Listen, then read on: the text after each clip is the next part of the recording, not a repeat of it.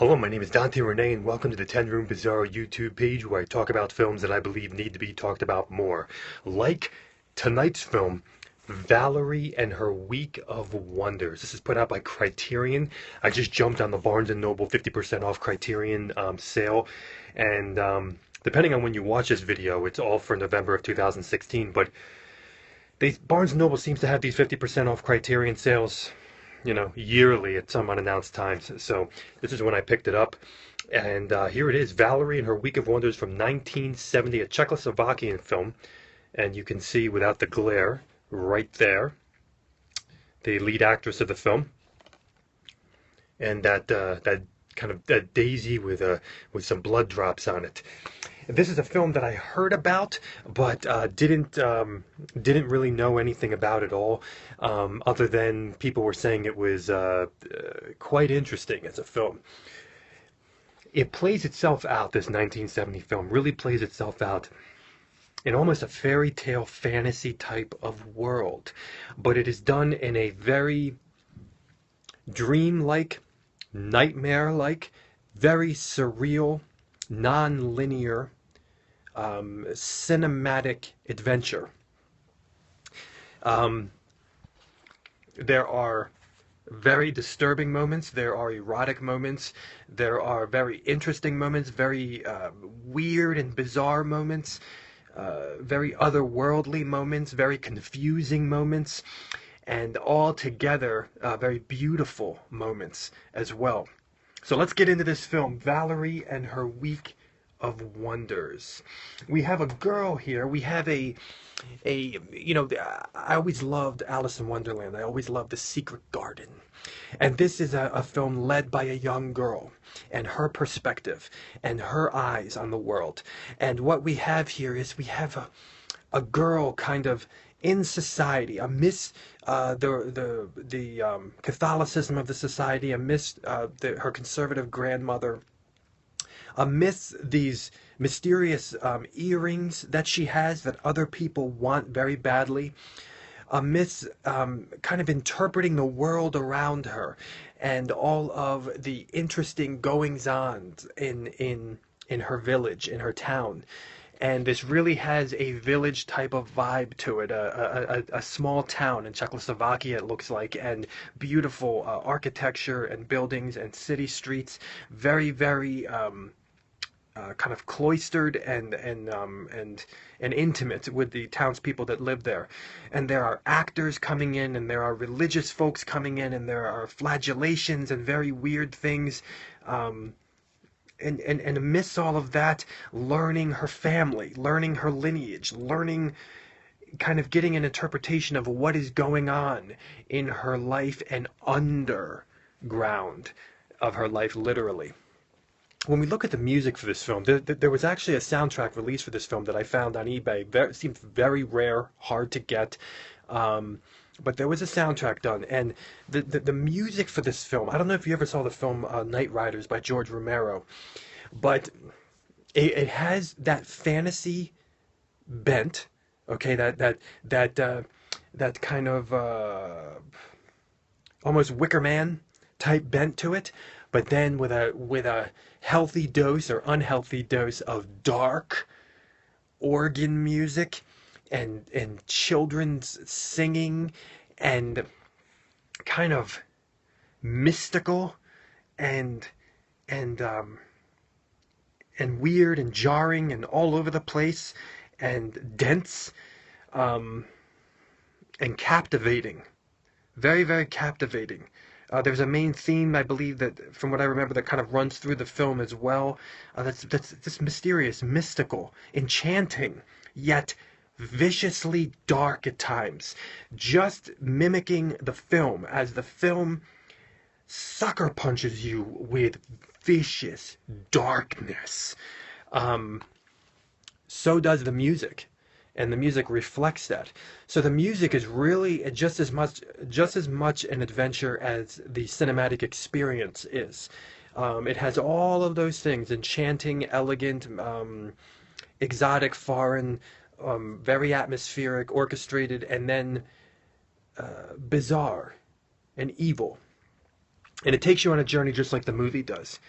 And the locations of this film are very, very interesting because how do you mix small town, a small village, almost period piece in a way, and how do you mix that with extreme gothic, spider-webbed, coffin-laden environments?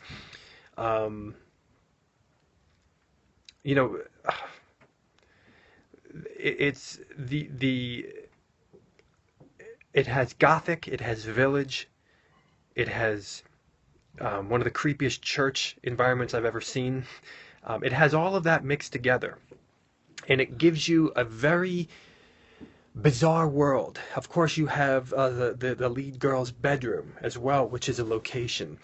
But everything is up for questioning. Everything is up for grabs because as she goes to sleep and as she wakes up again, and as she, um, you know, as she shuts her eyes and as she opens her eyes, but have her eyes been open the entire time, she finds herself in new positions, new situations, new environments, the town square. Um, this is an experience, folks, that I would say is unlike anything that I've experienced before cinematically.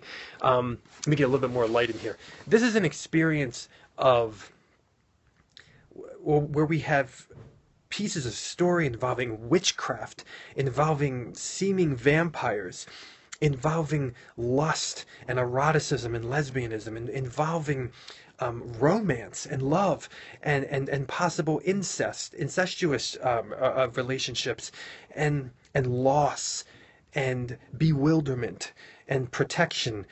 So with that witchcraft and vampire mixed in a fantasy child's world, and strong doses of religion and and bewilderment and confusion, just as you might be bewildered and confused. There are some very disturbing elements in this film. Um, Sexually speaking, violently. There were a lot of things in this film that will sucker punch you, and there were elements of this film that really reminded me of Alejandro Jodorowsky at times. Jodorowsky, his film Holy Mountain in particular, but even stuff in El Topo and things. Just elements, not the whole film, but elements. This is a very undefinable film because as soon as I pushed play on it, it's about 76 minutes long. I was captivated, and I was tired, but I totally forgot about my fatigue, and I was absolutely captivated by this film. Um, I had no idea where I was, what was going to happen next, what was coming next. The style of this film, the style of it being shot, so lush, so beautiful, so smooth, so professional. Just it's so artistic. This is such an artistic film. There are these beautiful overhead shots of the lead actress kind of walking into another room, through the doorways. Lots of overhead shots and shots from the ground up, but everything is an art piece in this film. It feels like you could take photos of this film again, and they could be art pieces. They could be photographs, or they could be made into paintings. I mean, this is the type of deal where really you have an art house film. You have an art house film that is mixing horror with the surreal, with dream logic and nightmare logic, with doses of theology and philosophy, and also sociology. There are some interesting things about marriage and some interesting things about dreams of a girl. Of course, also a coming of age story as well. Experiencing your period for the first time. Not like in the beginning of Carrie, let me tell you that.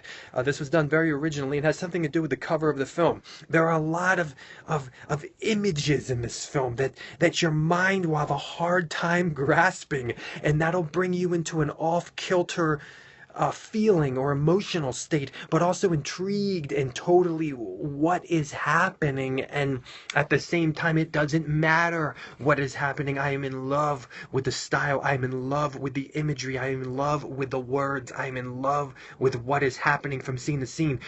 And scene to scene, this is not following necessarily linear logic. There are scenes that seemingly chop into each other of different weird situations and scenarios We have some very bizarre things happening with animals in this film, with birds and a ferret in particular. Um, there's violence, humanly and animalistically. There's some very disturbing situations. The lead actress looks very, very young. I don't know if she's as young as she's playing. I don't think she was. But she is naked in this film. You see her butt, you see her breasts. Beautiful girl, attractive, and there's also some weird lesbian things happening in this film that are they or are they not? Some weird things happening in the town that reminded me of different scenarios in The Wicker Man. Where you see things happening in a village or a town, but you can't interpret them, and you don't know if it's a cultural difference, or you don't know if it's something that is just happening, and the town would understand it, but you won't understand it, or if it's something that's operating in dream logic or nightmare logic. There are a lot of, I don't want to say it's hallucinatory, because it's not necessarily hallucinatory, but it is so dramatically intense and powerful with the imagery and with the way evil and darkness is represented in the film. And it is quite shocking and quite terrifying at times. I have to tell you that. I was quite terrified by the imagery in this film. At first, you feel like you're watching, Lamora with Rainbow Smith. But I got to tell you, I found this to be, I haven't seen that in a while, but I found this to be much more terrifying to me in those moments. And you'd be hard pressed to call this a horror film. I mean, but if you're not a horror fan, you're going to be horrified at some of the stuff in this film. So it has that kind of bend, that kind of vibe. A very bewildering film, especially the climax of this film, where I always, with my own films that I make, and the films that I cherish, and I look at directors like David Lynch and things like that, and Alejandro Jodorowsky, and there is a logic that is happening in this film that goes beyond logic. It's a cinematic logic. It's a word logic. It's a visual logic. It's a picture logic. It's an architectural logic. It's an environmental logic. It is a feeling, an emotional and soul-stirring logic. It does not need to be a story logic. So if you understand what I'm saying there, I will give you a brief example. There is a singer by the name of Mike Patton. When he puts words together, he doesn't put words together for the meaning, for the logical meaning of the words being put together into a sentence or into a rhyming pattern. He puts the words together for their sound, their pronunciations. And that, my friends, is something that Valerie and her Week of Wonders really kind of means to me in many regards. It is a wonderful adventure, a wonderful journey into all that is confusing and bewildering and dark and erotic and disturbing and ultimately exciting. Valerie and her Week of Wonders, 1970. Wow, folks. This is put out by Criterion. Beautiful Blu-ray. Holy crap. I think it's mounted in 4K. Yeah, digital restoration. Unbelievable. Thank you so much for watching the 10 Room Bizarre YouTube page, where I talk about films that I believe need to be talked about more, like Valerie and her Week of Wonders. Pick up the soundtrack, too, if you can find it on eBay or Amazon. I think eBay is going to be your best bet. Thank you so much, and you have a great night.